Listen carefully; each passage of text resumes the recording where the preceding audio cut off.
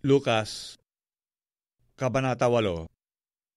At nangyari pagkatapos ng kaunting panahon na siya'y naglalakad sa mga bayan at mga nayon na ipinangangaral at dinadala ang mabubuting balita ng kaharian ng Diyos. At kasama niya ang 12 at ang ilang babae na pinagaling sa masasamang espiritu at sa mga sakit, si Maria na tinatawag na Magdalena, na sa kanya'y 7 demonyo ang nagsilabas, at si Juana na asawa ni Chuza, katiwala ni Herodes, at si Susana, at iba pang marami na ipinaglilingkod sa kanila ang kanilang tinatangkilik.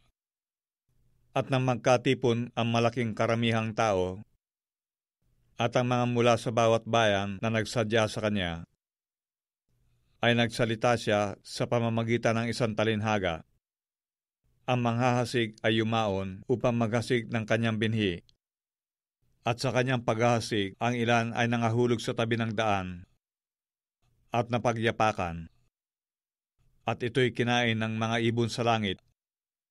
At ang mga iba ay nangahulog sa batuhan.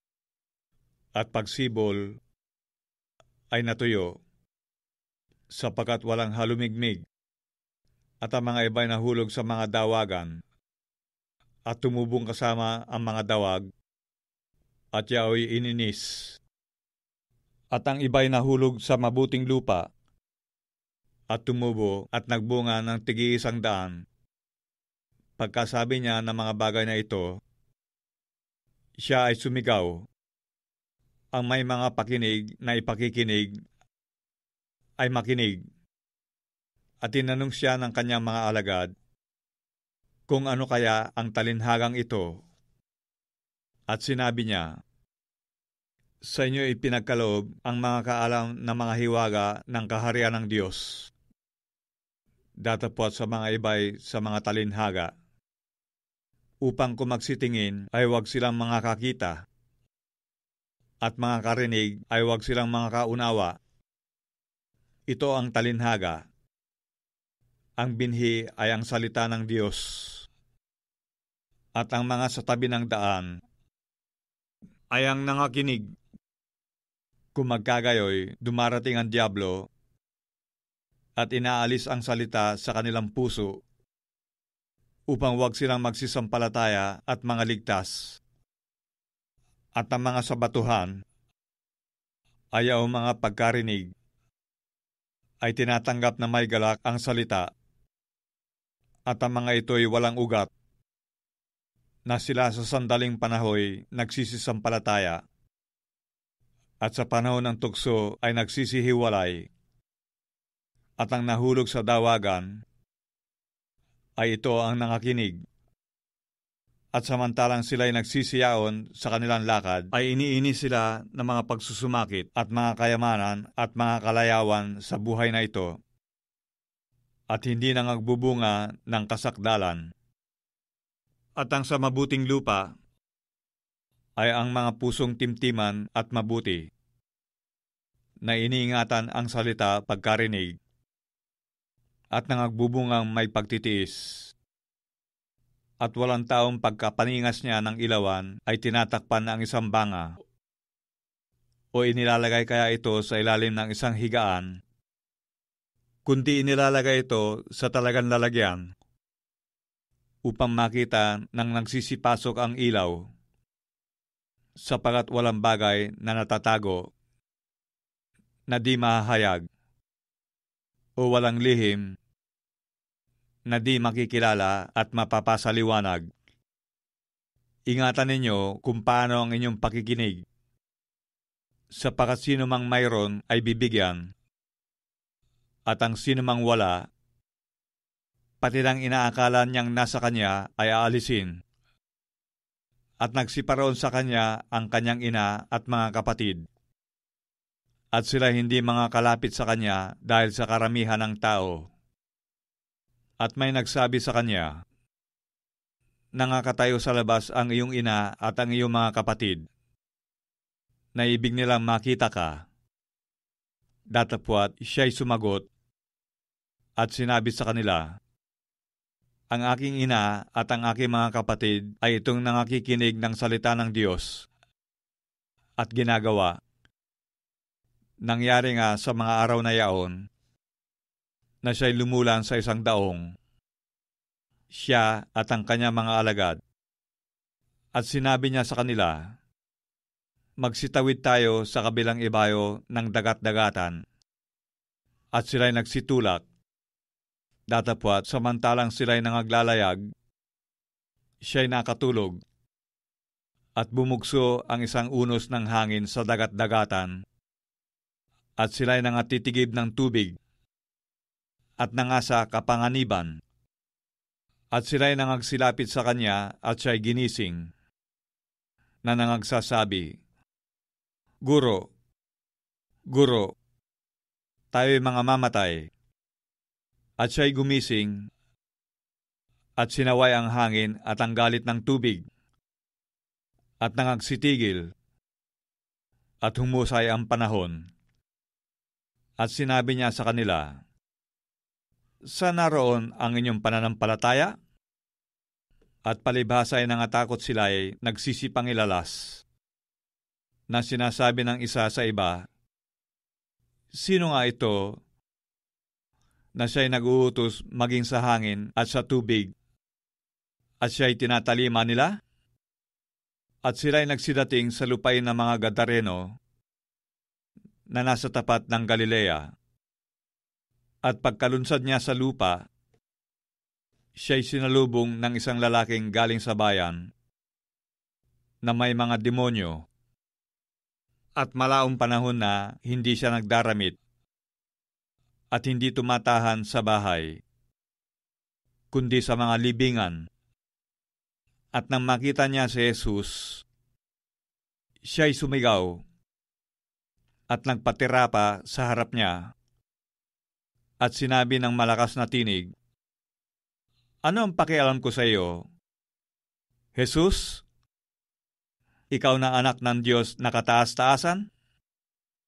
Ipinamamanhi ko sa iyo na huwag mo akong pahirapan, sapagkat ipinag-utos niya sa karumal-dumal na espiritu na lumabas sa tao, sapagkat madalas siyang inaalihan, at siya'y binabantayan at gapos ng mga tanikala at mga damal. At pagka pinapatid ang gapos, ay siya'y itinataboy ng demonyo sa mga ilang. At tinanong siya ni Jesus, ano ang pangalan mo? At sinabi niya, Pulutong, sapagkat maraming demonyo ang nagsipasok sa kanya. At ipinamamanik nila sa kanya na huwag silang paparoonin sa kalalim-laliman. Doon nga'y may isang kawan ng maraming baboy na nagsisipanginain sa bundok. At ipinamanhik nila sa kanya na pabayaang sila'y magsipasok sa mga yaon.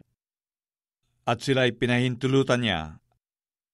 At nagsilabas ang mga demonyo sa tao at nagsipasok sa mga baboy. At ang kawan ay napadaluhong sa bangin hanggang sa dagat-dagatan at nangalunod. At nang makita na nagsisipag-alaga ng mga yaon ang nangyari, ay nagsitakas at isinaysay sa bayan at sa bukid. At sila'y nagsilabas upang makita ang nangyari. At nagsilapit sila kay Jesus. At kanilang naratnan sa paanan ni Jesus ang taong nilabasan ng mga demonyo na nakaupo, may pananamit, at matino ang kanyang bait. At sila'y nangatakot. At sa kanila'y isinaysay ng nangakakita kung paanong pinagaling ang inaalihan ng mga demonyo. At ipinamanhik sa kanya ng lahat ng mga tao sa palibot-libot ng lupain ng mga Gadareno na siya'y umalis sa kanila, sapagkat sila'y napipigilan ng malaking takot, at siya'y lumulan sa daong at nagbalik. Datapwat namanhik sa kanya ang taong nilabasan ng mga demonyo, na siya'y ipagsama niya. Datapwat siya'y pinaalis niya na sinasabi, umuwi ka sa iyong bahay at ipahayag mo kung gaanong kadakilang mga bagay ang ginawa ng Diyos sa iyo. at siya yumaon ng kanyang lakad, na ibinabalita sa buong bayan kung gaanong kadakilang mga bagay ang sa kanya ay ginawa ni Jesus. At sa pagbalik ni Jesus, ay sinalubong siyang may galak ng karamihan, sapagkat hinihintay siya nilang lahat. At narito, lumapit ang isang lalaking nagngangalang Jairo, at siya ay isang pinuno sa sinagoga, at siya ay nagpatira pa sa paanan ni Jesus, at ipinamamanhik sa kanya na pumasok sa kanyang bahay, sapagkat siya ay may isang bugtong na anak na babae na may 12 taong gulang, at siya ay naghihingalo. Datapwat, samantalang siya ay lumalakad, ay sinisiksik siya ng karamihan, at isang babae na may 12 taon ang inaagasan, na ginugol sa mga manggagamot ang lahat niyang pagkabuhay, at sino may walang makapagpagaling sa kanya, ay lumapit sa kanyang likuran at hinipo ang laylayan ng kanyang damit at pagdakay na ampat ang kanyang agas. At sinabi ni Jesus, "Sino ang humipo sa akin?" At nang tumatanggi ang lahat, ay sinabi ni Pedro at ng mga kasamahan niya, "Guro, iniimpit ka at sinisiksik ka ng karamihan." Datapwat, sinabi ni Jesus, "May humipo sa akin, sapagkat naramdaman ko na may umalis na bisa sa akin." At nang makita ng babae na siya hindi nalingid, ay lumapit siya na nangangatal, at nagpatira pa sa harapan niya na isinasaysay sa harapan ng buong bayan ang dahil kung bakit siya hinipo niya, at kung paanong gumaling siya kapag daka. At sinabi niya sa kanya, "Anak, pinagaling ka ng iyong pananampalataya, yumaong kang payapa." Samantalang nagsasalita pa siya, ay dumating ang isa na mula sa bahay ng pinuno sa sinagoga, na nagsasabi, "Patay na ang anak mong babae, huwag mong bagabagin ang guro." Datapwat, nang marinig ito ni Jesus, ay sumagot sa kanya, "Huwag kang matakot, manampalataya ka lamang, at siya'y gagaling." At nang dumating siya sa bahay, ay hindi niya ipinahintulot na pumasok na kasama niya ang sinumang tao, maliban kay Pedro, at kay Juan, at kay Santiago, at ang ama ng dalaga at ang ina nito.